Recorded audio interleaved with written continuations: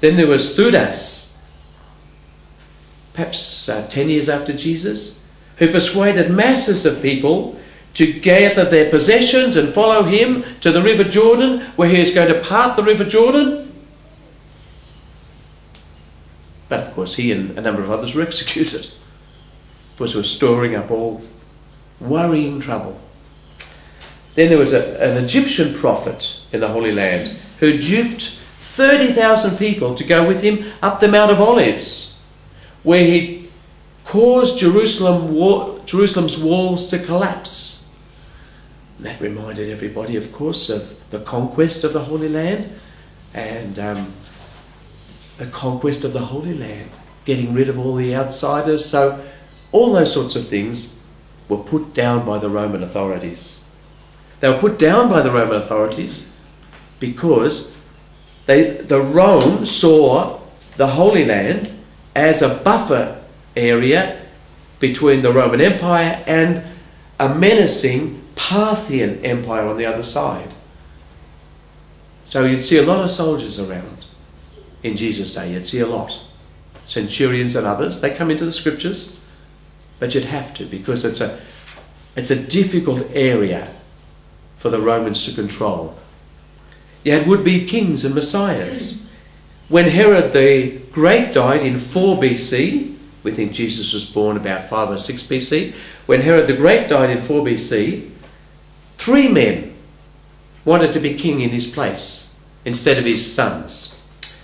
There was Judas, the son of Ezekias, who was actually from a bandit sort of a background. There was Simon, who was a slave. And there was Athrogeus, who was a shepherd, all wanting to be king. All of them were executed, of course. After Jesus, at the time of the big rebellion and civil war in 66 AD, the grandson of Judas the Galilean, who was pretty big in 6 AD, when Jesus was 10, around, Judas the Galilean was, he got a group of armed bandits to follow him into Jerusalem, and he was dressed as a king. And he became the leader of the rebellion. And so on. So there are prophets and messiahs and would-be kings during this time. I've only given you a sample. You can read Josephus, the great Jewish historian, and get a much bigger picture than that. And finally, in this unsettled time, this is amongst the people we're talking about, there was resistance, strong resistance to Herod. They didn't like Herod the Great because he wasn't Jewish. He came from Idumea in the south. And the strong resistance, of course, to the Romans. The Pharisees had a lot of resistance to Herod. They refused to swear oaths to the emperor. We're just not going to do it. And they demanded another strong case where they just all said no, was when there was the Roman golden eagle on the gate of the temple, and they got it removed. And that was the Pharisee strong opposition to that. Pilate, we know Pontius Pilate, of course, who was procurator for 10 years. He allowed Roman standards into Jerusalem, and Roman standards have on them images, and that was in violation of the fact that there should be no images in the temple and in Jerusalem. And so there was a massive outcry against that. Emperor Caligula tried to erect a statue of himself in the temple, and there was a widespread protest, and there was an agricultural strike in Galilee. Sounds quite modern, doesn't it? But there really was. This is tapping deep into their faith and into who they were as a people. And finally, just another example, a Roman soldier provoked Jewish pilgrims on their way to Jerusalem on the Feast of Passover. Now that city could swell from, I don't know how many, 20,000 to 100,000 at the time of Passover. So you can imagine, that's the time that the Roman procurator came from Caesarea, where he was, and stayed with his guards in Jerusalem during Passover, because anything can happen in Passover. It's just a difficult place and time to control. So this soldier provoked the Jewish pilgrims. There was a massive riot. There were quite a few deaths. And then a Jewish terrorist stabbed a Roman official.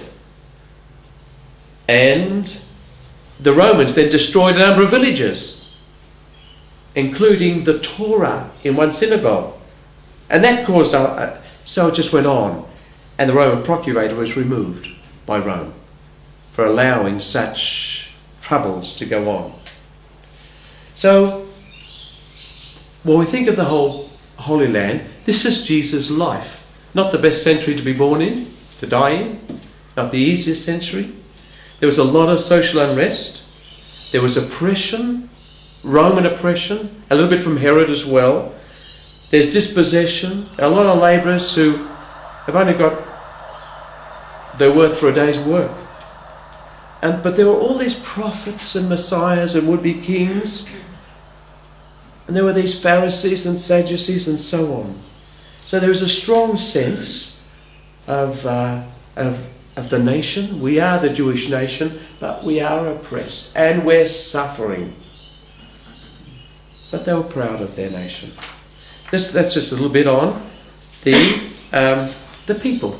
And now we want to have a little bit of a look at the politics of the situation. Got to understand this a little bit. First thing to say is the great catastrophe in Jewish history. This is what all the Jews just know backwards. Was the Babylonian conquest of their nation in 587 BC. Their beautiful temple, magnificent temple, was destroyed. And the promised land was taken from them. They were sent into exile, into Babylon. They were allowed back to their land and to Jerusalem by the Persians 50 years later. And that was a time of hope. But they were still part of the Persian Empire. They weren't really free. Then came the Greeks, so they were part of the Greek Empire. And then finally came the Romans with Pompey in 63 BC. There was a bit of a period of freedom under the Maccabees. We know the Maccabees? Under the Maccabees, 164 BC. But, unfortunately, it was also a time of great corruption. The high priesthood was being sold. And many people were disillusioned with official Judaism. Okay, in 40 BC, Rome installed an Idumean man called Herod. He became Herod the Great as king of the Jews. On his death in 4 BC, the land was divided into 3.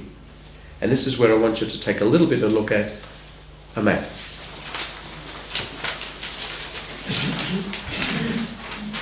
He had 3 sons. Each of them, in his will, got these lands. Archelaus got Judea.